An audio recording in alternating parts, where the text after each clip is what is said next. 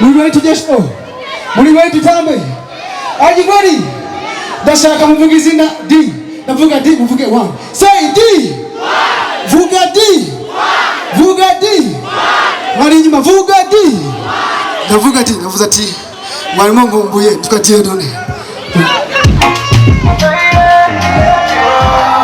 Mutata wakitega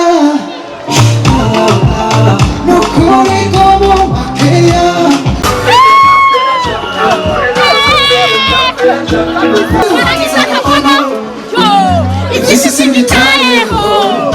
Maze D1 arabaza ati turiko ati ndabikora gute nawe ati Zubikora gute Ubikora fine Nageza kuhati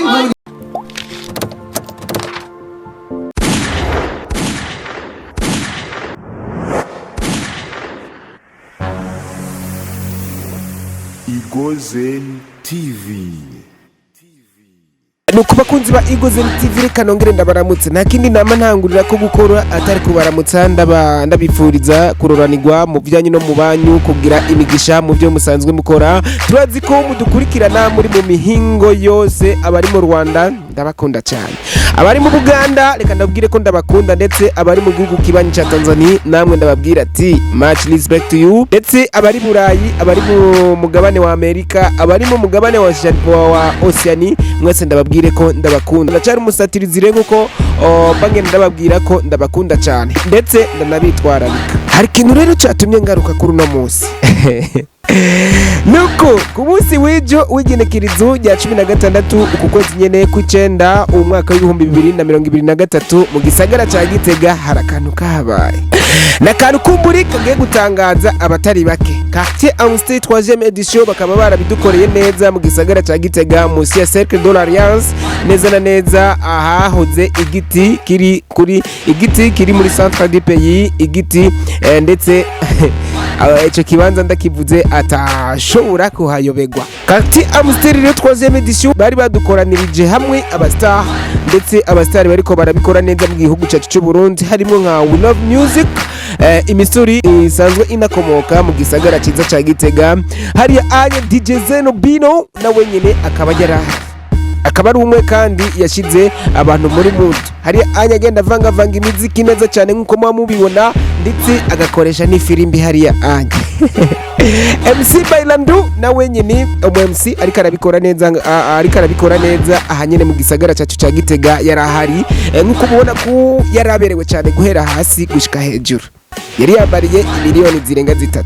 Umwami w'imitoma D1 yarahari ari kumwe n'abadanseur babizi cyane, aho abadanseur basize izina mu gisagara ca Gitega. Uti rero umusatirizi icatumye ngaruka kuri no munsi, ndetse aho nisunze cyane kuri umwami w'imitoma ari we D1 nigiki. Ngumana nanje rero gato kugira ngo ndababwire icatumye ngaruka kuri no musore, kuri no mwami w'imitoma aka D1.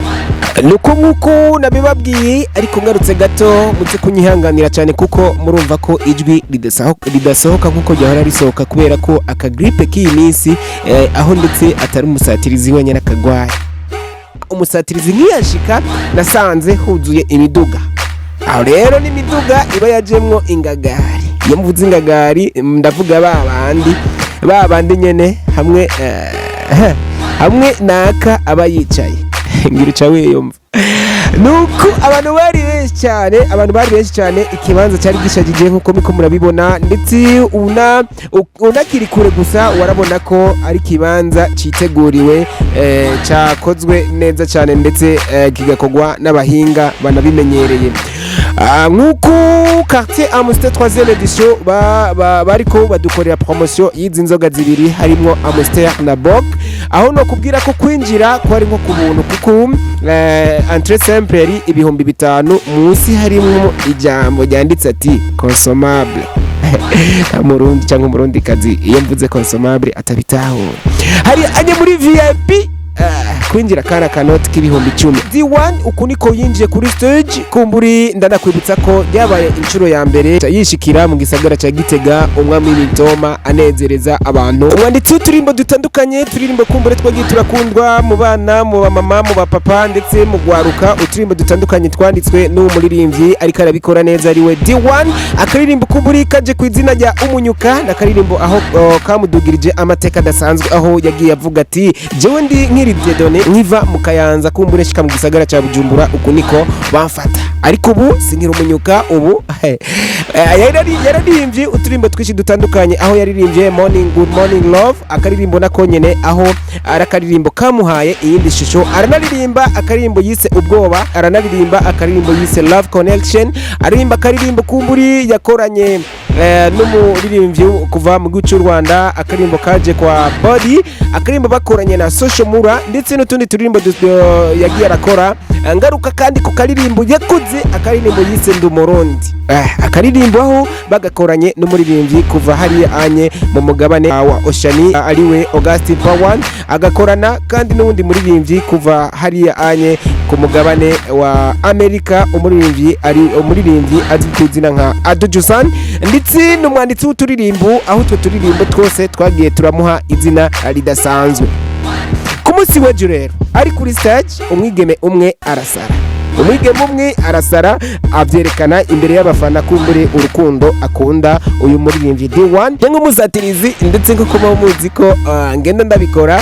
Raba uko uwo mukobwa yavyifatamwo. D1 ariko araririmba, ariko araperforminga kuri stage neza na neza mu giteramo cyatunganijwe na Quartier Amster 3e edition, aho no kubwira ko ibyabaye ejo ngiye kubivuga ko gato kuri uwo mukobwa kumbure aho yagaragaje cyane uburyoki nkuko muriko murabibona ngaha anye mu masanamu kumbure umusatirizi nagiye ndafata.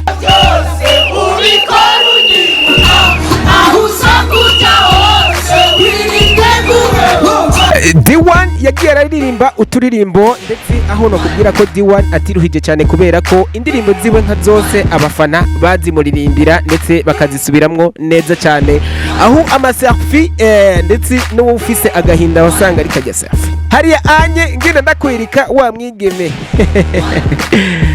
Yanakwibutsa ko igiteramo k'igitangura yari yicaye inyuma aho no kubwira ko kumburi inguvu yarazibitse kugira ngo aze kugaragaza umunezero imbere y'umuririmbyi D1, aho no kubwira ko nkuko muri kumurabibona ari umuririmbyi D1 akiza gusa kuri stage yahise aje imbere kugira ngo agaragaze how akunda uwo muririmbyi. Yaranabigaragaje ageze kuri ya ndirimbo rero bingere byagenze. Ibyisi simbitayeho guma muri vibe kumesa kuyaza biti sawe. Sinzi ko muriko muraraba iyi image neza. Umupeti yari mande yiwe yarahevye arareka kuraba D1 kumburi arorera ubu mwigeme ukuntu ari karagaragaza how akunda uyu muririmbyi D1. Vyari biryoshye cyane kuko muriko murabibona vibe yari kuri vibe, ariko nkuko nari ngarutse kuri uwo mwigeme yagaragaje urukundo akunda umuririmbyi D1, aho no kubwira ko uyu mwigeme uyu mwigeme yabigaragaje cyane, aho ndetse ageze kuri iyi ndirimbo atantakaca, aho nakubwira ko yakoze iyi ndirimbo nuko mazi kinju yarafise ayishira hasi kugira ngo abikore neza, abigaragaze neza. Nanje nk'umusatirizi yari anye narinda ahantu kugira ngo ntihagire image ncika. Raba ukuntu yashyize kwinju hasi kugira ngo abikore neza, maze yarahagaze imbere kugira ngo D1 abibone neza. Maze D1 ati mtoto wa Gitega nukuri gomo makeya.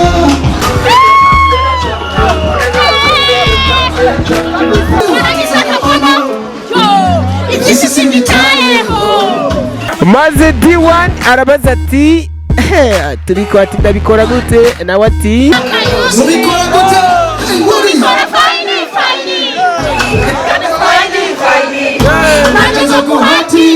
umwana ava mu ntara ya Kayanza, umwana D1 umuririmbyi ndetse ariko arabikora neza, abamutwenga ati n'umunyuka akimanuka mu gisagara ca Bujumbura, ariko ubu asigaye ajugumiza abantu isinzi nkuko murabibona mu gisagara ca Gitega, aho ari umwana yemeje abantu benshi cyane.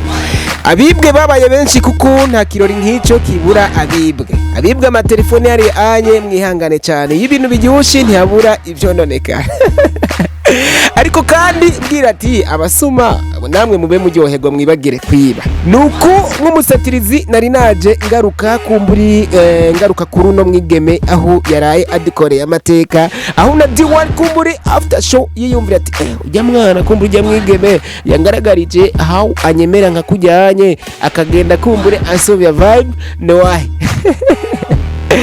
reka nakubwire ko uyu mwigeme nawe yabuze ingene boshobora kubonana nawe kubera ko D1 ntiyasezeye.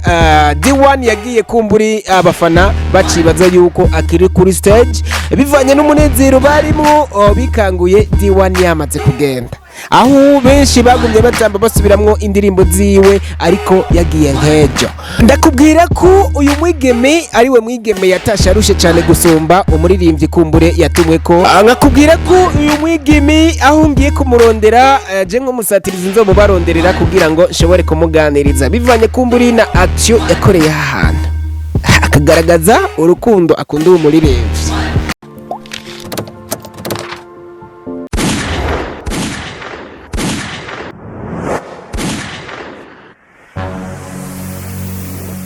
Igozen TV.